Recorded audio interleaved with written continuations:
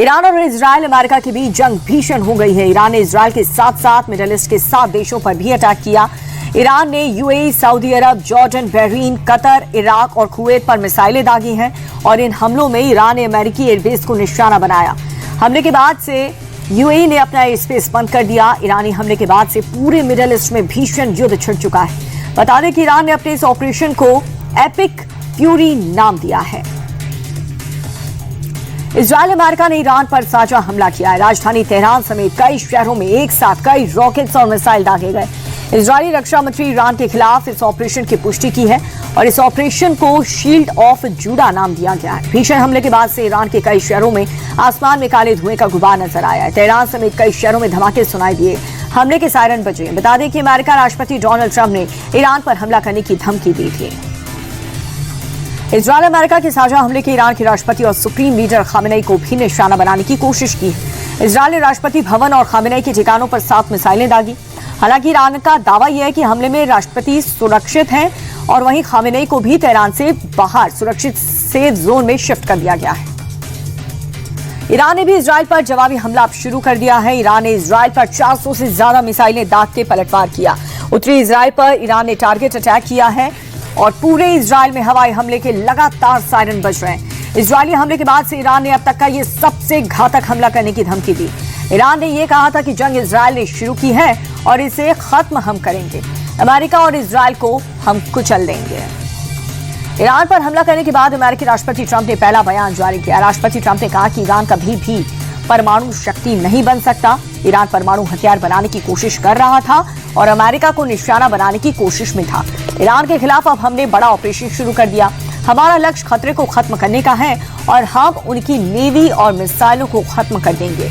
Trump ने Iran को धमकी देते हुए कहा कि खामेनेई की फोर्स हथियार डाले या फिर मौत का सामना करें। राष्ट्रपति ट्रंप ने अपने बयान में चौंकाने वाला दावा किया है। ट्रंप ने दावा किया है कि अमेरिका ने ईरान को कई ऑफर्स दिए थे, लेकिन ईरान ने सभी ऑफर्स को ठुकरा दिया, जिसके बाद आखिर में अमेरिका को हमला करना पड़ा। सूत्रों के मुताबिक अमेरिका ने ईरान के आगे 4 शर्तें रखी थी। पहली, यूरेनियम एनरिचमेंट पर पूर्ण प्रतिबंध और दूसरी, पहले से संवर्धित यूरेनियम को हटाना। तीसरी, लंबी दूरी की मिसाइलों की संख्या सीमित करना और चौथी, क्षेत्रीय प्रॉक्सी बलों को मदद देना बंद करें। लेकिन ईरान इन शर्तों पर तैयार नहीं था। ईरान पर हमला करने के बाद से इजरायली पीएम नेतन्याहू के बयान जारी किया। नेतन्याहू ने कहा कि हम ईरान को परमाणु शक्ति बनने नहीं देने वाले, ईरान को हथियार डालने ही होंगे।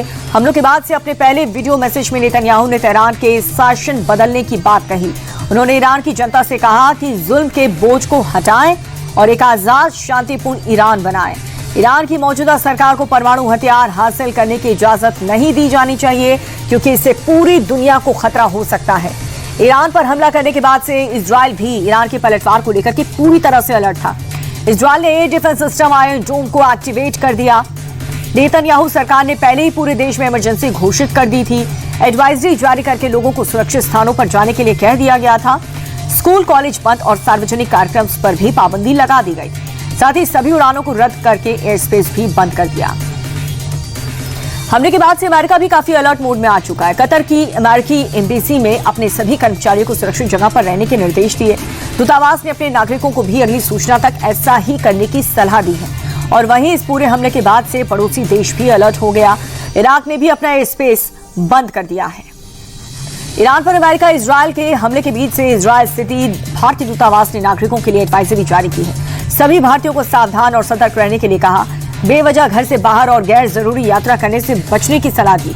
जॉर्डन स्थित भारतीय दूतावास ने भी नागरिक के लिए एडवाइजरी जारी की। उधर इजरायली एयर स्पेस बंद करने के लिए एयर इंडिया की दिल्ली से तेल अवीव की फ्लाइट को मुंबई डाइवर्ट कर दिया गया था। प्रधानमंत्री मोदी ने राजस्थान के अजमेर से सर्वाइकल कैंसर की रोकथाम के लिए देशव्यापी मुफ्त HPV टीकाकरण अभियान की शुरुआत की है। अभियान के तहत 14 साल की बच्चियों को मुफ्त टीका लगेगा। टीका लगवाना पूरी तरह से स्वैच्छिक होगा, लेकिन वैक्सीन लगाने के लिए अभिभावक की लिखित मंजूरी जरूरी होगी। प्रधानमंत्री मोदी ने अजमेर से राजस्थान को एक बड़ी सौगात दी है। 16,686 करोड़ के विकास कार्यों का शिलान्यास और उद्घाटन किया। इस दौरान पीएम मोदी ने कहा कि ये प्रोजेक्ट राजस्थान की जनता की सुविधा बढ़ाएंगे और युवाओं के लिए रोजगार के अवसर पैदा होंगे। साथ ही पीएम ने अजमेर को आस्था और शौर्य की धरती बताया। पीएम ने कांग्रेस पर निशाना साधते हुए कहा कि 2 साल पहले भारतीयों में भ्रष्टाचार और पेपर लीक की खबरें छपती थीं। अब राजस्थान में पेपर लीक पर लगाम लगी है, दोषियों पर सख्त कार्रवाई हो रही है। एआई समिट में यूथ कांग्रेस के शर्टलेस प्रदर्शन में गिरफ्तार कुबेर मीणा को कोर्ट ने 5 दिन की पुलिस रिमांड पर भेज दिया, जबकि भूदेव शर्मा को 2 दिन की पुलिस हिरासत में भेजा गया है और ये दोनों ही आरोपियों को पुलिस ने देर रात गिरफ्तार कर लिया। बता दें कि मामले में अब तक कुल 14 आरोपियों की गिरफ्तारी हो चुकी है। मामले में गिरफ्तार यूथ कांग्रेस अध्यक्ष उदय भानु चिप को जमानत मिल चुकी है। पटना यूनिवर्सिटी छात्र संघ चुनाव वोटिंग के दौरान हंगामा देखने को मिला है। जनशक्ति जनता दल से अध्यक्ष पद के उम्मीदवार रिंकल यादव ने बैलेट पेपर में गलत नाम लिखे जाने पर हंगामा कर दिया और इस दौरान उन्होंने बैलेट पेपर फेंक करके विरोध जताया। उनका कहना यह है कि बैलेट पेपर में रिंकल यादव की जगह रिंकल कुमार लिखा हुआ है, जिसकी वजह से समर्थकों में मतदान को लेकर के कंफ्यूजन हो रहा है। पुलिस के हस्तक्षेप के बाद से ये पूरा मामला शांत हो पाया।